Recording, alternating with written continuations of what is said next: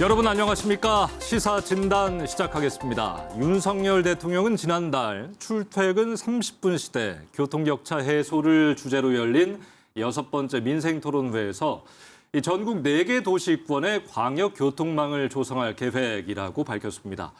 울산 내 대중교통수단 어떻게 변화를 하게 될까요?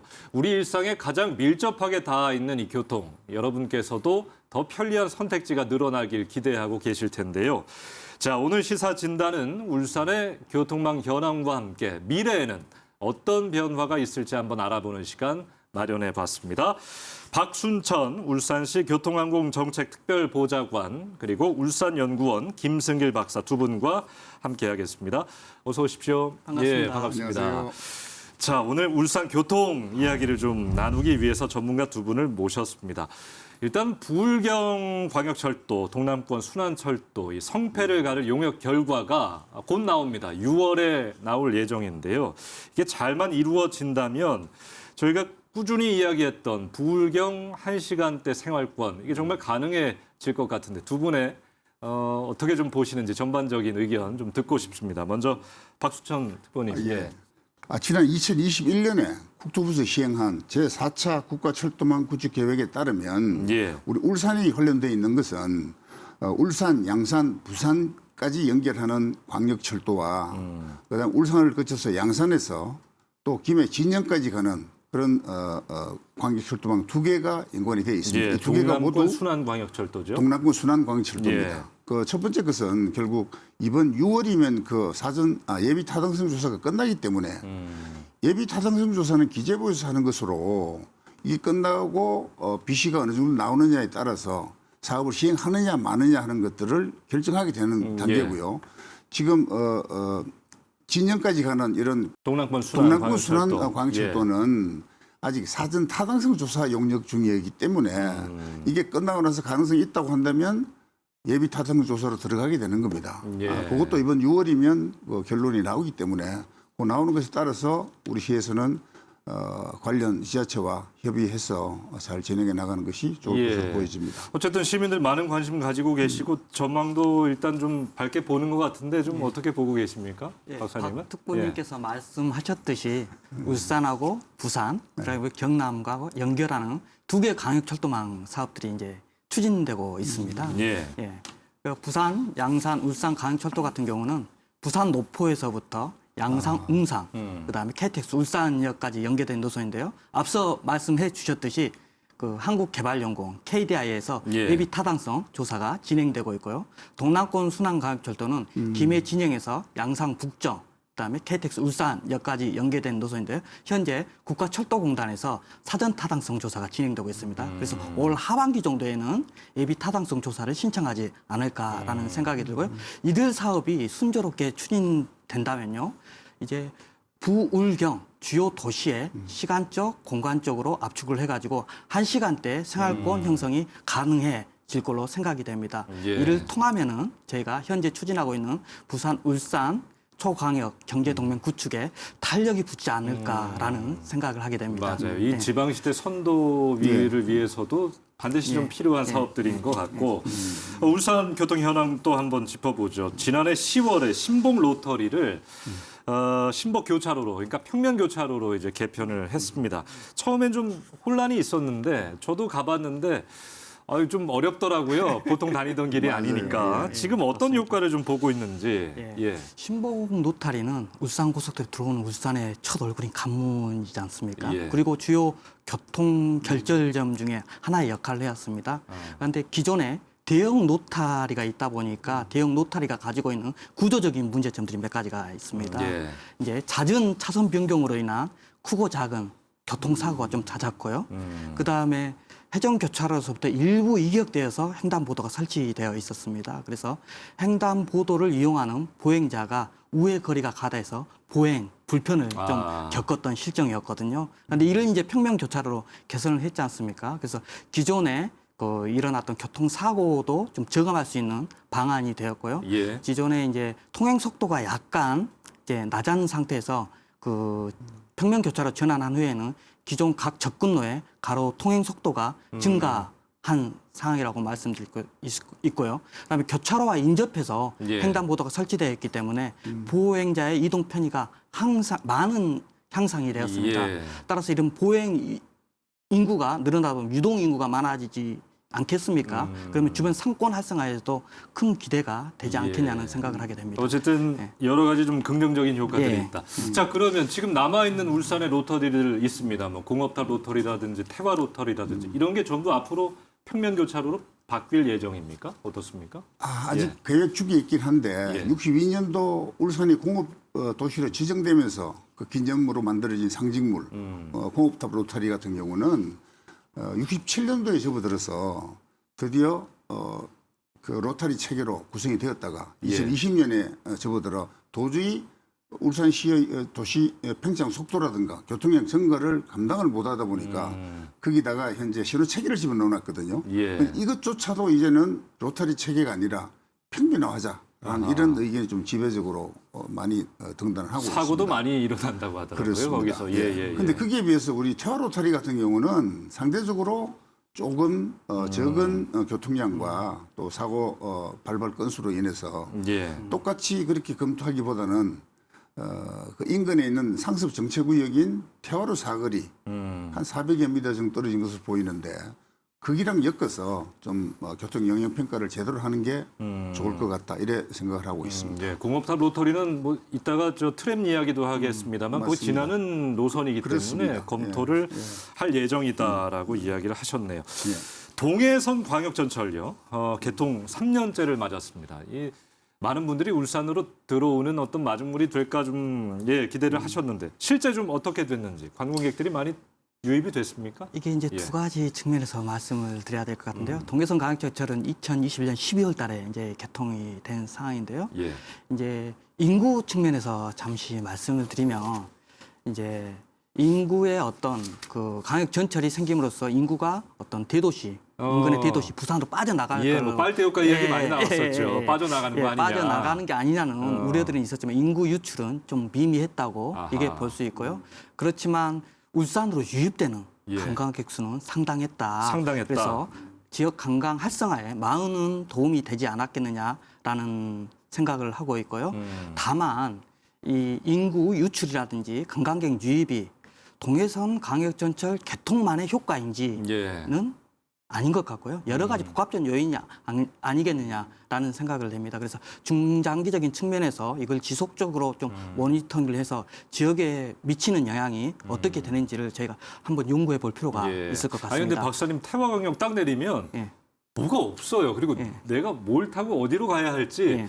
이 방향을 잃거든요. 예. 그런 부분도 좀 개선돼야 하지 않을까라는 지적 많이 나오는데. 그렇죠. 이제 그 광역 전철 타고 태화강역에 내렸을 때 다른 교통수단인 버스, 택시랑 환승을 좀 원활하게 해줘야 되는데 기존 초기 단계에서는 약간 시민들이 불편을 겪었던 걸로 저도 알고 있습니다. 그래서 그런 문제점들을 시 차원에서도 검토를 해가지고 지속적으로 개선을 해 나가는 걸로 지금 알고 있는 상황입니다. 그 부분까지 시민들이 함께. 좀 더 편해지지 않겠느냐라는 생각을 하게 됩니다. 같이 연구해 주시면 좋을 것 같아요. 그 울산공항 이야기를 좀 해보죠. 이 편수가 줄어들었기 때문에 동시에 뭐 이용객도 반토막이 났다고 합니다. 여기 이제 앞으로 가덕도 신공항, 대구 경북 신공항 건설이 되면 울산공항의 입지는 갈수록 좀 줄어들 것 같은데 우리 특보님 저 항공 전문가시지 않습니까? 이게 앞으로 울산공항 좀 어떻게 될지 이 위기감이 좀 나돌고 있어서 걱정입니다. 예. 저도 굉장히 죄송한 마음을 좀 금할 수가 없는데요. 그러나 그게 현재 이런 사단이 궁극적으로는 울산공항의 위치한 어떤 좀 불리한 점이 있긴 합니다. 예. 그러나 이전에 우리가 하루에 뭐 50여 편씩 다니던 그런 시기에 비한다면 지금은 정말 뭐 옛날 얘기를 하고 있을 텐데 현재 코로나19이 끝나고 나면서 항공사들은 전부 다 수익성 개선을 위해서 구조를 전부 다 국제선 운항으로 바꾸고 있습니다. 아하. 심지어 LCC조차도 저비용 항공사. 저비용 항공사조차도 국내선 운항하기보다는 국제선 운항의 수익성이 훨씬 높으니까 전부 다 그렇게 가고 심지어는 크로아티아, 유럽, 하와이 이런 데까지 다 다니고 있습니다. 이러니까 우리 울산 이런 국내선만 전용하는 공항에 취항할 능력이 별로 없고 또 수익이 떨어진다는 것이 가장 큰 원인이라고 볼 수가 있습니다. 네. 아니 근데 그 에어부산도 사실 작년 상반기에 작년에 철수했고 그렇습니다. 네. 뭐 하이에어도 운항 자격 중지가 예, 됐고 예. 그러니까 뭐 항공사들은 수요가 없는 거 아니냐 우리도 어쩔 수 없다라는 이야기를 하지만 이게 계속 시민들 입장에서는 울산 홀대 아니냐 아니 그럼 울산공항 이렇게 방치해선 안 되지 않느냐라는 의견이 계속 나오거든요. 공항공사 30년 넘게 계셨고 항공 전문가 아니십니까? 이게 예. 앞으로 좀 어떻게 개선해야 될까요? 지금 그나마 좀 긍정적인 우리가 기대를 할 수 있는 부분은 예. 현재 대한항공과 아시아나가 기업 결합 절차를 밟고 있습니다. 예. 근데 그 절차를 밟는데 상대적으로 큰 항공사가 두 개가 합병을 하면 경쟁력이 워낙 커지지 않습니까? 그렇죠. 그런 점에 있어서 각 취향하는 나라, 심지어 우리나라에서조차도 거기다가 제한을 걸고 있습니다. 거기에 보면 두 항공사가 합병을 하더라도 2019년도 공급 좌석을 축소할 수는 없다. 예. 라는 조건을 우리나라에서 공정거래위원회에서 걸어놓은 게 있습니다. 그러니까 이것에 따르면 이번 10월경쯤 되면 두 항공사가 합병 절차를 밟게 되는데 그리고 그에 따른 진에어, 에어부산, 서울에어 이런 양 항공사의 자회사들인 저비용 항공사들도 합병을 하게 됩니다. 예. 그럴 때 아마 우리가 예전에 가지고 있던 29년도에 운항하던 편수를 확보할 수 있을 것이다. 아하. 이런 것이 있습니다. 우선은. 예. 그 외에 또 우리 울산에서 그동안 제주를 다니던 그 레저 항공 수요를 비교해 보면 굉장히 탑승률이 높습니다.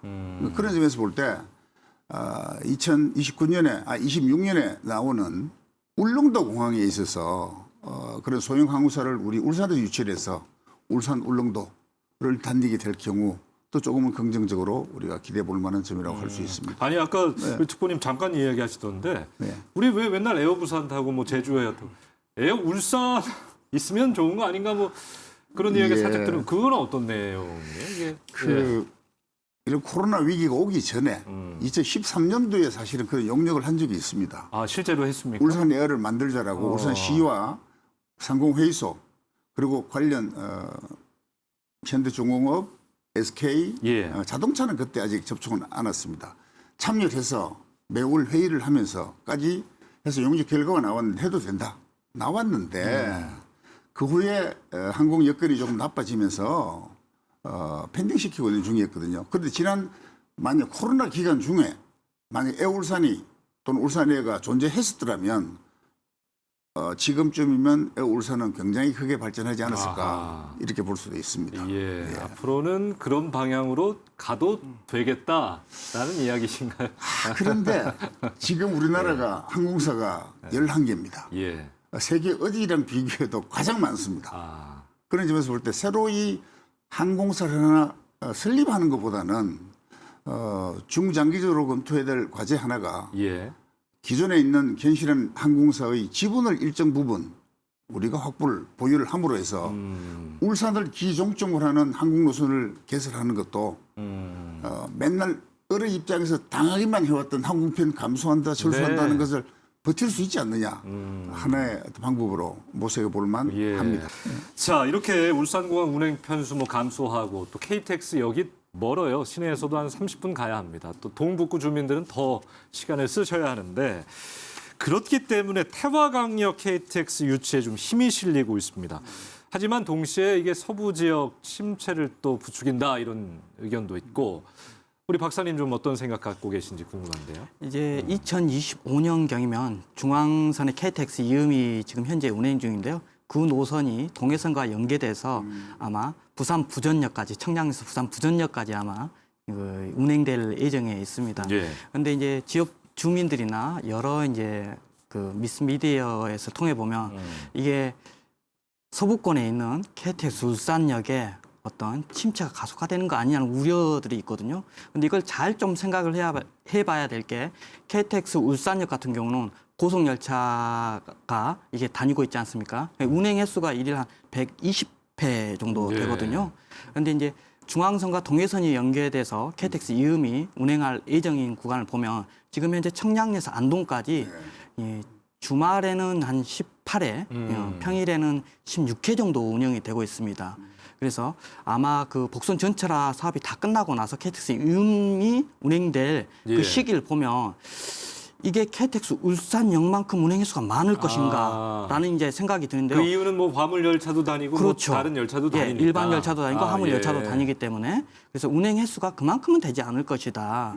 그래서 이게 KTX 울산역의 침체는 일부 있을 수 있겠지만 크지는 않을 것이라는 생각이 들고요. 예. 특히나 KTX 울산역 주변에 현재 KTX 울산역 복합 특화단지 개발 사업과 함께 도심 융합 특구 사업이 조성되고 있습니다. 그래서 이런 사업들이 순조롭게 추진된다면 KTX 울산역 이용 활성화에도 큰 도움이 될 것으로 저는 생각을 하고 있습니다. 예, 그럴 우려는 좀 적다. 예, 이렇게 보시는군요. 알겠습니다. 울산 교통 현황 좀 짚어봤고요. 다음 주제로 넘어가겠습니다.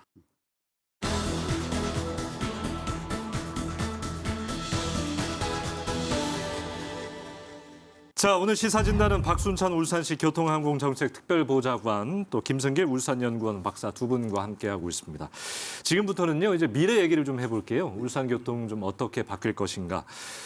먼저 정부가 지방 대도시권 광역 철도망 확충과 함께 시속 180km급의 가칭 XTX를 추진하겠다 이렇게 밝혔습니다. 이게 울산에 어떤 영향을 좀 줄까요? 이제 지난 1월 25일 날 민생 토론을 하면서 정부가 교통 분야의 3대 혁신 전략을 발표했습니다. 네. 그래서 사회자님께서 앞서서 말씀하셨듯이 수도권과 지방의 교통 격차들이 좀 있다는 말씀하셨는데요. 상당해요. 그런 것들 좀 어떻게 해소해 보자라는 차원에서 지방 대도시권을 중심으로 강역 철도망을 확충하고 또 수도권에 이제 GTX급의 고속의 강역 급행철도를 운행할 예정이지 않습니까? 이것도 지방에 이제 추진해보자 하는 것이 XTX 프로젝트라고 말씀을 드릴 수 있고요. 그래서 이제 지방 대도시권을 중심으로 강역 철도망을 확충한다는 제안을 했기 때문에 발표를 했기 때문에 이제 우리 부산 울산권에도 2개 강역철도 사업을 현재 진행하고 있지 않겠습니까? 그 사업에 어떤 탄력이 저는 붙을 것으로 생각이 되고요. 또 울산하고 가덕도 신공항간을 연결하는 강역 고속 급행 철도를 XTX로 한다는 것을 제5차 국가철도망 계획에 반영을 한다면요. 그 울산 시민들이 신속하고 편리하게 가덕도 신공항까지 가지 않을까라는 생각을 하게 됩니다. 예, 2035년까지의 그 제5차 예. 구축 계획에 반영한다면 좋겠다. 아직까지 사실은 가덕도 신공항으로 가는 철도에 대해서 우리 시민들이 염려해야 될 부분이 있는 것이 가덕도 신공항은 국내선이 아니고 국제선만 운항하니까 울산공항의 위축은 염려하지 않으셔도 된다. 지금. 역시 한국 전문가답게 공항 걱정을 해주고 계시고 수소트램이 큰 기대를 지금 받고 있죠. 실증 기간이 이제 3월까지 연장이 됐습니다. 수소트램 이게 개통이 되면 정말 울산에 획기적인 교통체계 변화가 있을 것 같은데 두 분 의견 이건 한번 둘 다 들어보죠. 어떨 것 같습니까, 특보님? 예, 제가 지난 9월인가요? 지난해 사실은 유럽의 이 트램 관련해서 한번 시찰을 좀 해본 적도 있습니다. 물론 그 전에 제가 느꼈던 것은 프랑스 보르도에 가면 포도밭으로 유명한 보르도에 굉장히 아름다운 트램이 있습니다. 제가 여기까지 본 중에는 그 아름다운 열차 또 전원적인 풍경 이런 걸 해서 굉장히 부러웠었는데 그걸 우리나라에서 특히 울산에서 한다고 하니까 기대가 굉장히 컸습니다. 심지어 수소고요. 그것도 심지어 수소고요.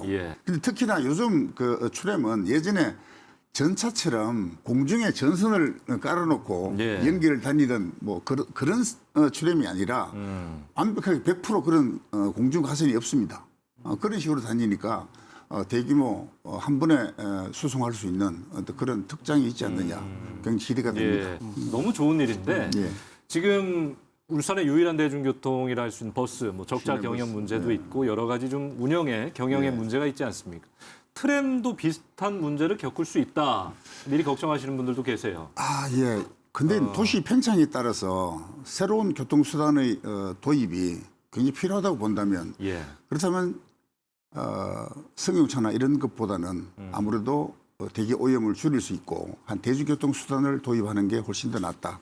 그중에서도 특히나 이 트램이 왔을 경우에는 말씀하신 대로 어떤 수익성 어떤 이제 논리를 만들어야 되겠지만 사실은 대중교통 요금 체계란 것은 이건 시장 논리로 좌우되는 것만 아니거든요. 특히나 그런 점에서 만약에 승용차를 줄이게 되고 대중교통이 많아지면서 그게 생기는 어떤 기회비용 또는 사회적 비용을 줄이는 차원이라고 생각을 한다면 예. 오히려 앞으로 나아갈 방향이 이쪽이 맞지 않느냐 이렇게 봅니다.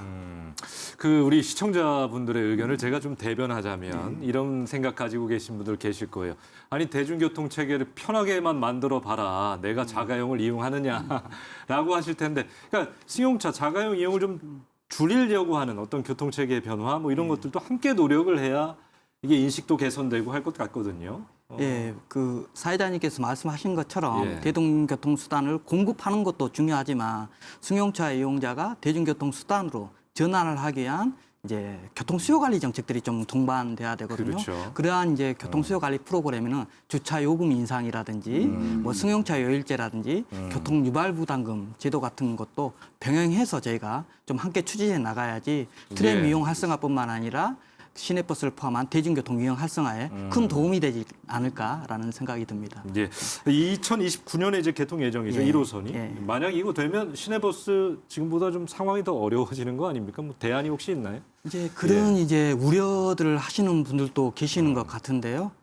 이제 2029년에 이제 트램이 들어서게 되면 그 구간들이 이제 앞서 말씀드렸듯이 대학로, 문수로, 삼산로가 되지 않겠습니까? 예. 그 구간을 운행하는 버스 노선들이 일부 이제 여유 용량들이 생기게 될 거라는 생각이 듭니다. 그래서 이제 전반적으로는 도시철도 트램을 바탕으로 한 시내버스 노선 체계 개편이 우선적으로 선행될 필요가 있을 것 같고요. 예. 시내버스 노선 체계 개편을 할 때 이제 그 트램이 들어서는 대중교통 용량이 여유가 있는 부분에 대해서는 이제 저희가 배차 간격이 좀 길거나 시내버스 운행 노선이 적거나 하는 대중교통 취약 지역에 이런 여유분들을 확충해서 증설해 나갈 예. 필요가 있을 것으로 생각이 됩니다.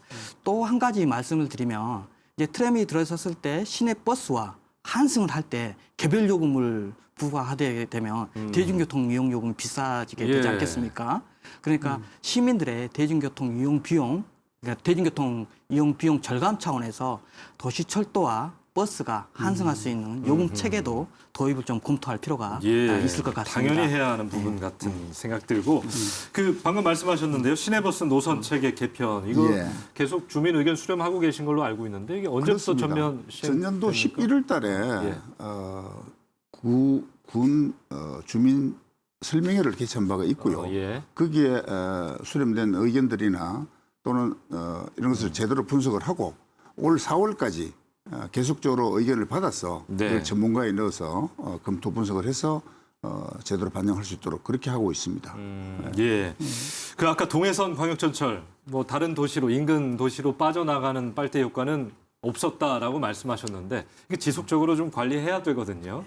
앞으로 좀 어떤 대안 좀 갖고 계신지 한번 들어볼게요. 정책들. 사회자님께서 말씀하셨듯이 어떤 교통수단이 편리해지면 이제 주변에 있는 도시하고 인적, 물적 교류가 좀 이렇게 활성화되고 증대되지 않겠습니까? 예.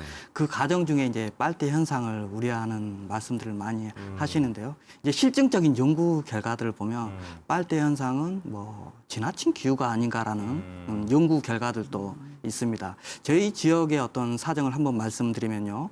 이제 2008년에 부산 울산 고속도로가 개통되고 2010년도에는 경부고속도로 2단계 사업으로 KTX 울산역이 개통되지 않았겠습니까?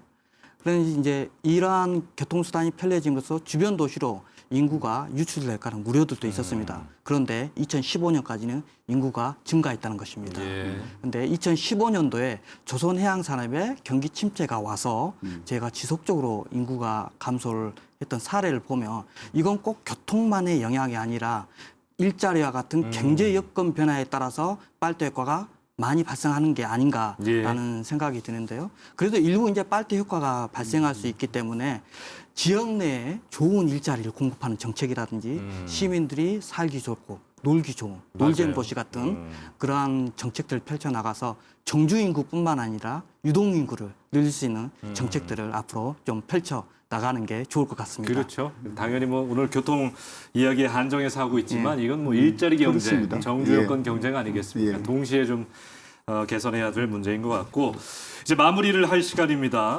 오늘 이야기 나눈 내용 말고도 혹시 울산시가 지금 추진 중인 또 계획 중인 울산의 교통 혁신 계획이 있다면 우리 특보님께 좀 들어보고 싶은데요. 예. 안전하고 삶의 질을 높이는 어떤 그런 교통 환경 조성을 위해서 앞으로는 시민의 일상이 좀 더 편리해지는 어떤 그런 쪽으로 이 개편이 바람직한 방향이라고 보고요. 현재 우리 두 개 울산권에 있는 광역철도망 구축 외에도 이제 도시 내에서도 이동을 신속하게 할 수 있고 또 연결이 빨리 될 수 있는 그러한 체계를 구축해야 될 것으로 보입니다. 그래서 도시철도 1호선이 개통이 된다면 2, 3, 4호선도 신속한 추진을 위해서 시에서는 도시철도망 구축 계획 용역 시행을 좀 하고 있습니다. 왜 끝난다면 거기에 결과에 따라서 제대로 된 정책을 추진할 수 있을 것이라 보여집니다.